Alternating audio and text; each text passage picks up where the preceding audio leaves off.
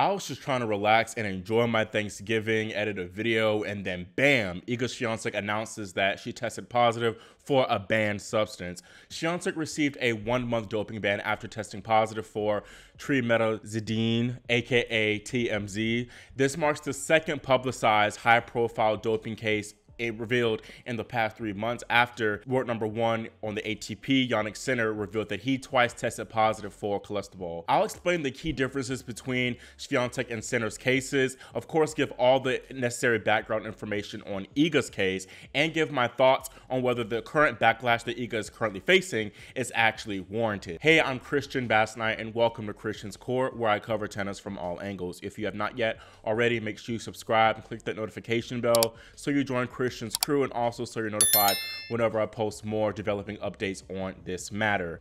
So today, the International Tennis Integrity Agency, or the ITIA, announced that it issued Swiatek a 1-month ban after she tested positive for a trace concentration for TMZ, which is a drug normally used as a heart medication for its ability to enhance blood flow, and an out-of-competition sample on August 12th ahead of the Cincinnati Open. Swiatek was notified of the positive test on the following month, September 12th, and she received a mandatory provisional suspension. Iga successfully appealed that provisional suspension within 10 days of being notified.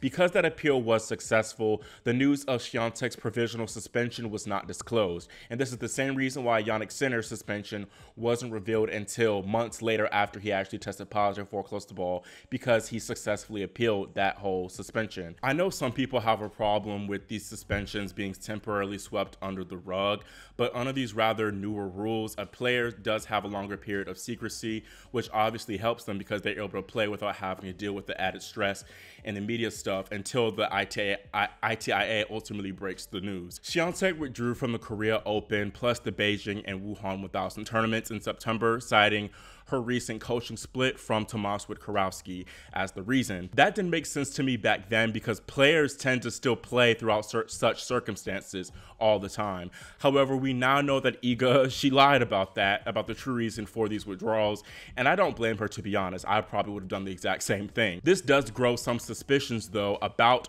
that split from Tomas Wojciechowski, as the pair were very successful together, winning many big titles in their about 3 years together.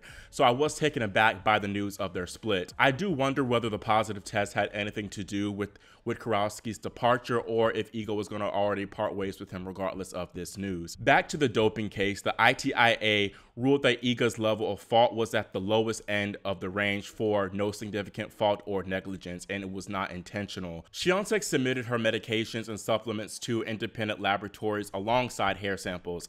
Tests confirmed the presence of TMZ in one of the medications used by Swiatek, which was a melatonin supplement to manage her jet lag, which does not require a prescription in Poland and some other European Union countries.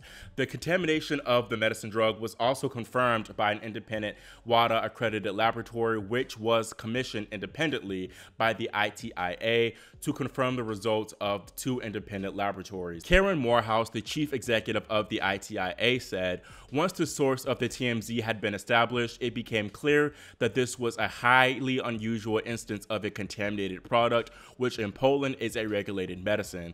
The product does not have the same designation globally, and the fact that a product is a regulated medication in one country cannot of itself be sufficient to avoid any level of fault.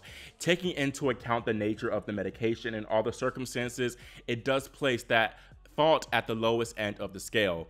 Polish journalist Łukasz J. provided some helpful and interesting backstory amidst this case, and he revealed that Iga allegedly took the contaminated supplement or medicine at 3 a.m. on August 12th due to her struggling with sleep. Iga was kind of unlucky low-key because apparently if she was tested about an hour or so later, she would have tested negative for, that whole contamination supplement case. Iga low-key was kind of unlucky because apparently if she was tested about an hour or so later, she would have tested negative, as I guess the contamination would have left her system. Iga was also tested twice at the Paris Olympics, which were of course before the Cincinnati Open, and she was also tested twice after Cincy, including at the US Open, and all of those tests came back negative.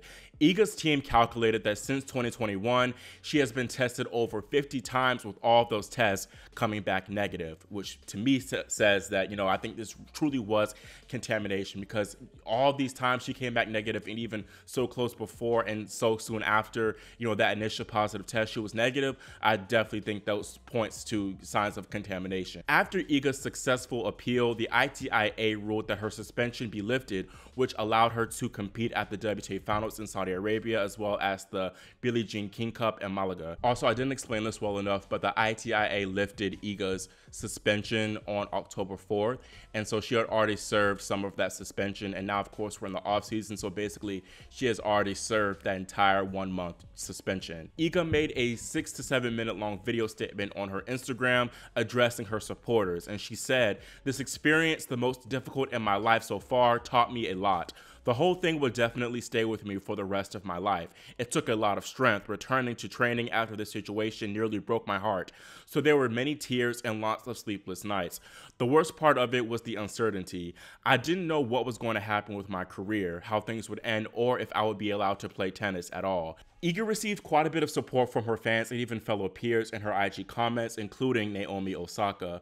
The WTA also issued a statement saying that they fully supported Swiatek at the time, and that Iga consistently demonstrated a strong commitment to fair play and upholding the principles of clean sport, and that this unfortunate incident highlights the challenges that athletes face in navigating the use of medications and supplements. However, people on Twitter/X weren't as kind with Iga, as many Iga haters fired off with a bunch of jokes, calling the world #1 a druggie, a crackhead, just all types of crazy names. Now, in my opinion, everyone, especially on tennis Twitter, they're just hypocrites. It's simple as that. I have a controversial opinion, but I believe that Iga should not be bashed at all about this.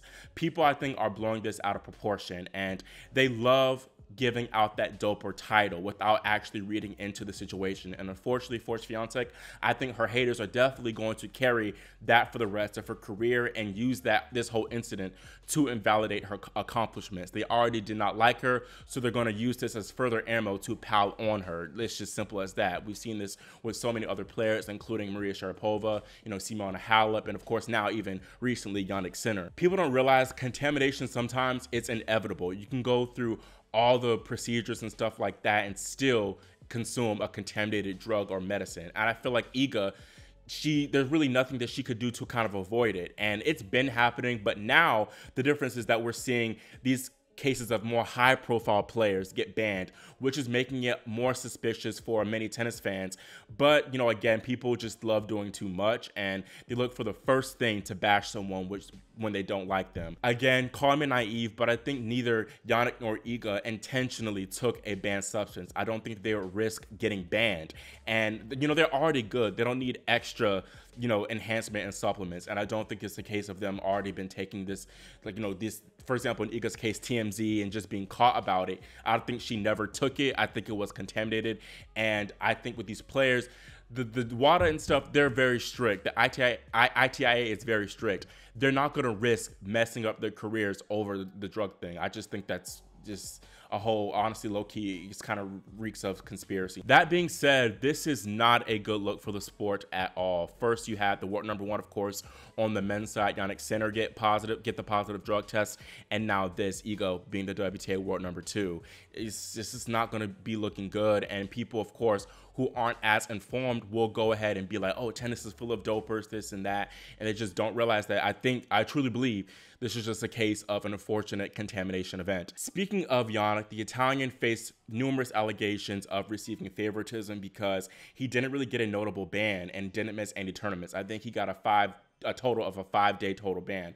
The difference between Iga and Jannik, because I saw some people saying that this was unfair that Iga got a whole month ban, is that while Iga's drugs were contaminated, she still took them herself and bore a bare minimum fault or negligence. But with Sinner, he was contaminated by a healing spray purchased by his physio, Umberto Ferreira, and then Sinner's physiotherapist, Giacomo Naldi. He used the spray on a cut on his hand, and then he subsequently gave Sinner a massage on his back, and that's how that contaminated substance got to him. Naldi was more found at fault, and the ITIA ruled that the Italian bore no fault or negligence. The World Anti-Doping Agency appealed that recently, that no-fault clause, so Jannik still might face a harsher punishment than that slap on the wrist that he received, but I doubt that Iga will be appealed by WADA because she did at least receive a month ban. Now, some people also noted that recently Czech player Nikola Bartonkova also tested positive for this TMZ, and she received a longer 6-month ban because Nikola, she took a supplement that had the TMZ in it, so there is a higher risk of contamination.